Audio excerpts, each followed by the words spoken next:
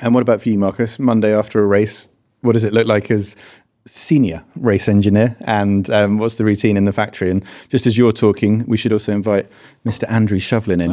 He's a veteran of these podcasts, so he knows how it goes. As we're talking job titles, what is the official?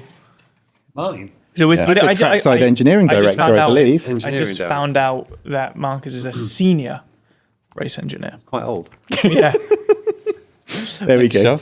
What's going to when you turn 50? What's that going to? It's OAP race engineer. OAP race engineer. Veteran maybe would be. A veteran race engineer. Exactly. Yes. Well, we're coming to Grandpa race engineer. Grandpa George is apparently what they used to call you in karting, isn't it?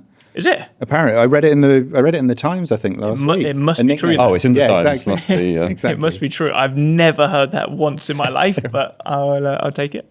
Grandpa George. What do you do on a Monday morning? Yeah, and afternoon. Cup of tea in the morning. Definitely wake up, cup of tea at home. Here for Marcus about 8:15. Marcus has a lot of cup of teas. Lots of teas. Throughout the day. We were talking about it earlier, saying what I do to cool down after a session. George jumps in an ice bath and I go and have a cup of tea. Yeah. You're not the only one. No. Straight here, 8:30. Start the meetings. And what are those meetings? What's the work? I mean, we know because we sit in them, but the listeners don't. It's debriefs, going through the data that we need to look at. And often then we start doing meetings with George as well. Start with text messages back and forth and chats. Depending on how good or bad the race has been, changes how many text messages are coming. Is it bad race, more messages, or good race, more messages? With good races, there's always things to learn, but when things go well, it's kind of like job well done, and you feel you did a great job, and preparation clearly worked out. Bad weekends, it's like, how are we going to solve this? And what went wrong, and how are we going to improve? And that's where Marcus gets bombarded by me on all days of the week, really. I often forget about weekends off. Like, I forget Marcus and the rest of the team have a life away from this. Bank holidays. Bank holidays, yeah. A number of times, get a phone call on a bank holiday and you're just chatting away about whatever. And then you're at some point, you're like, what are you doing today? It's like, I'm wherever I am. It's like, what? Is it a day off? Oh, it's a bank holiday. But they are different between country to country, I guess. Exactly. Yeah. So. Yeah, when I just hear like chatter in the background and I realise, you're at your son's sports day or watching him playing ice hockey or something. Playing ice hockey, yes. And you guys have worked together as race engineer and driver since 2023, I think. What makes your relationship unique? What's it based on? How do you like to work together? You taking that one on me? Well, I'll start and you can correct me. It's just building trust and confidence in each other. We spend, like George said, a lot of time talking to each other, but it's trying to find performance in George, but also performance in ourselves. And the key part of our job is the communication between the two of us. So it's always just trying to find those little areas where you can say, that wasn't quite right. I didn't like the way I said that. I didn't like that message. I really like that message. And then it's just going through the data with each other and just trying to find those areas where we can find a bit more performance for George. It's a nice photo, isn't it? Yeah. Austria a couple of years ago. That's a lot of teeth. Yes. There we go. Yeah. Singapore last year, I guess. Yeah. I think that's the one where you said as soon as it started hitting, you said, I bet that's Marcus. Yes, I could sense it. You were posed for a photo, weren't you? Yes. I ruined it. You made it. Good work. You made it. And how about for you, George? I mean, you start working with a race engineer in F4? Yeah. And the teams get bigger and bigger, don't they? So you go through the categories. When I raced in Formula 4, I had one race engineer that engineered 3 cars, and we had one mechanic per car and one chief mechanic. So there was one engineer and 4 mechanics for a 3-car team. Then when I went into Formula 2, it was one engineer per car and 2 mechanics. And then it was Formula 2 that was a chief engineer, I think 2 engineers per car. And suddenly you get to Formula 1 and we have how many engineers? Trackside? 25? Yeah, it'll be about that. 25 just trackside. And I mean, there's 100 people who travel obviously to every race. So it's not very linear, that sort of growth from F4 upwards. And I mean, from where you sit, Chev, you've obviously been race engineer with some pretty legendary names of the sport, like Michael Schumacher, for example, won the championship with Jensen back in 2009, the year you were, I think, at Copse Corner Yes. for your first British Grand Prix. Yeah. You guys went on pole in Silverstone 09. I remember it was Red Bull. I think it was Red Bull 1-2. But you guys dominated the season. I remember like the first 6 races, was it? I think we won, the first 5 or 6 or something. And then it got a bit trickier later on. Yeah. People out-developed us. It was lucky there were so many others fighting for the race wins, because McLaren got quick, Ferrari got quick, Red Bull got quick.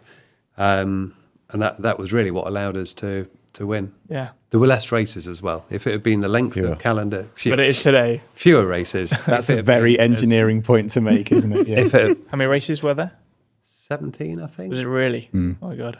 No, it went down. I mean, it was Brazil, wasn't it? Was the big one that year for the Drivers' Championship. Brazil was where he won. Yeah, I remember. So, I mean, Joe, from where you sit, the engineering teams, can you explain a little bit just about the structure that sits behind how big is a team around a driver? Because we hear Marcus and George on the radio, but obviously there's many more people than just them working to deliver success. Yeah, what we try and do is keep as much resource as we can kind of centralised, trying to make the car quicker, trying to, make Mercedes win more races. So you try and minimise a bit how many people have to be dedicated to a car, but you can't do that entirely. So as you say, you've got race engineer, performance engineer. They're working very closely with the race engineer on all the electronic settings, the helping the driver with lines and things, doing a lot of the data analysis. You've got a controls engineer, and again they're working largely on that electronics control side, race starts, all of those areas.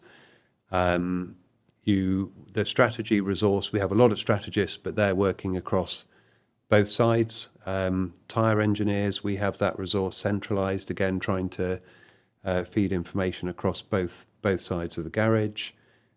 We have an aerodynamicist at the track. They're making sure that the car's healthy. Mm-hmm. Yeah, I've got most of them. No Power unit engineer. PU engineers, so dedicated to each car. We've also got people in Brixworth who'd be looking at that, and then you've got a chief power unit engineer who again is overseeing the whole garage. But there's a lot that you've got to keep on top of, and part of the problem with F1 is you want to spot things and react quickly. And if you had one person trying to do all those jobs, they ultimately you can sort of do it, but what you'd miss is the ability to react on the lap to a problem, or make sure that you can solve everything in a short space of time. And what distinguishes the good driver-engineer partnerships and the ones that really succeed from ones that maybe find it harder or find it more challenging? They've got to like each other. Do you? We're getting there. Working on it. Yeah, it's been 4 years. So work in progress. Maybe. No, I think it's one of the closest working relationships you ever get. Really, I think there's got to be a lot of trust there. If the driver doesn't trust the engineer and vice versa, it falls apart pretty quickly. When you know a driver really well, it's great because you don't need to have big long conversations about stuff. You've got all that kind of back catalogue of information of what worked well at different tracks, and remember when I had this problem. I know.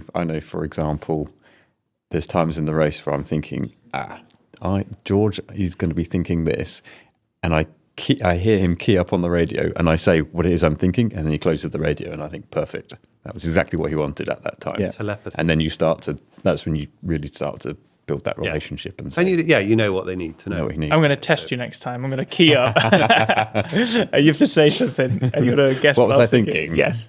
But it does. It's very difficult to have that relationship that work from the very, very start. You build on it, and you've got to be really honest with each other. If there's things, the sport is about endlessly improving, and you're only going to do that if you can have honest conversations about where we can do better. Yeah, and obviously, we all end up spending a huge amount of time with each other, away from home, travelling around in the season. Yeah, we do. Maybe a bit too much at times. But we were talking about family with George earlier. Marcus, where were your family watching that podium for your driver yesterday, and what was their sort of reaction to it? They were there as well. They were in the grandstand, I think, with your family. Yeah. I managed to get some passes and ran off and did the same thing. Found them, brought them in. Had to get my son up onto a tyre barrier and try to hold him. But yeah, it was great to have everyone there to sort of witness that moment.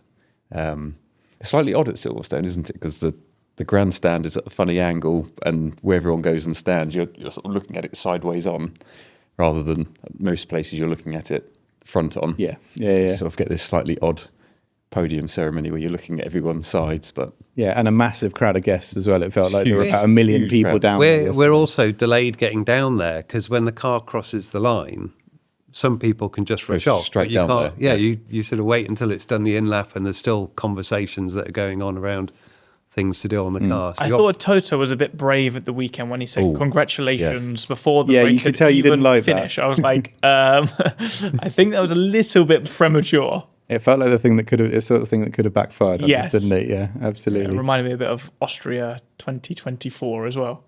You Yes. can win this, George.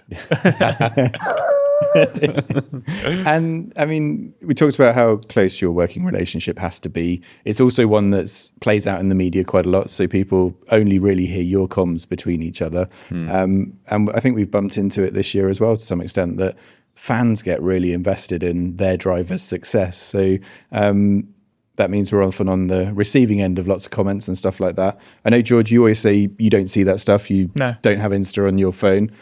Is it something that crops up in your world, Marcus, if you're suddenly being made responsible for everything that's gone wrong with a race weekend, even though you've probably not been directly involved with a good chunk of it? No, it's not. I mean, it's not. Not even when you're looking on your TikTok channels. No, it doesn't appear on my TikTok. You'll have to show me what that is. No. No, it's not. It's not something that really features, and I just let this sort of stuff wash over me, and I know what I need to do. I know what I need to do with George, so I just carry on with the job.